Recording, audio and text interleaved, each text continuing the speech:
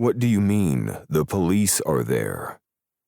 I clenched my steering wheel so tightly my knuckles turned white.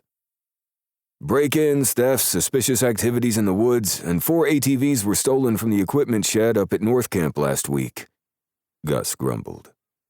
We're so behind. March was a wash, and now that things are thawing, everything takes twice as long. Don't even get me started on the truck that almost rolled on Monday, or the creditors breathing down our necks. Gus grunted. The chief has it out for us now.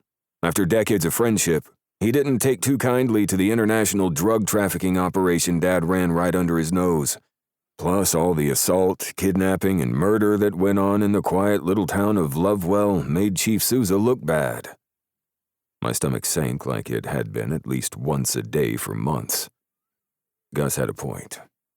As the sons of criminal mastermind Mitch Hebert, we should get used to the fuzz crawling all over our business. Not that any of us deserved it. We hadn't been involved in Dad's nefarious activities, and the next few weeks would be hard enough without the authorities interrupting and causing problems. We had enough of those on our own, hence the reason I was headed home, despite how badly I didn't want to be. For months I'd been helping behind the scenes, but I'd adamantly remained in Boston, preferring the comfortable quiet of my condo. I looked over the financials and advised Gus and hired lawyers when necessary. But the writing was on the wall. I couldn't do everything that needed to be done from there. We still had too many open questions, and we still had too many disasters to clean up. So I was Lovewell bound against my better judgment. Just get here, he said. I can't keep things running on my own. We need investors. We need to sell, I corrected. For 6 months, we'd been hemorrhaging money trying to attract investors to our family timber business. At this point, our only hope of getting out of this without losing our shirts was to sell. Gus didn't respond. He'd been vocal in his opposition to selling, and we'd come to figurative blows over it several times. If I'd been in Lovewell, I had no doubt they would have escalated to the physical kind. Owen Hebert, Cole's older brother. I flipped the switch on the coffee machine and reached for a small stack of napkins to deliver to table 6. I'd tossed and turned for hours last night, replaying our meeting in my head. The whole thing had been strange and unsettling. In my mind, he was a cruel, money-grubbing city guy, like Patrick Bateman without the murder, or a younger, hotter Ebenezer Scrooge. Sure, the Italian shoes and blingy watch made it obvious that he had expensive taste, but he was a lot more humble than I expected.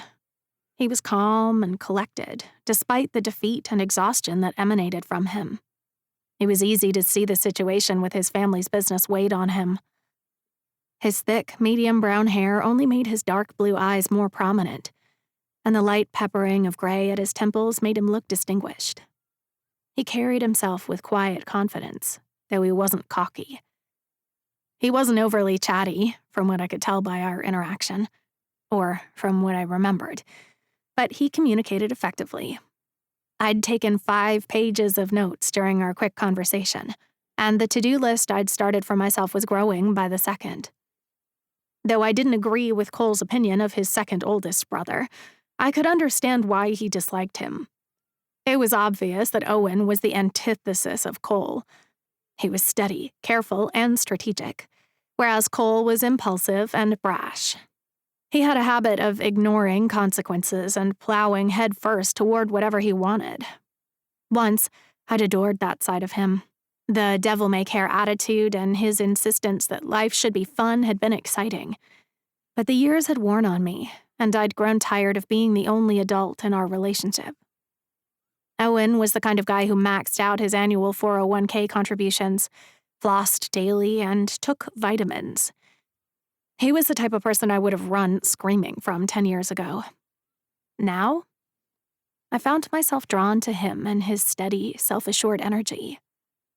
"What did you do to your hair? You used to be such a pretty girl,"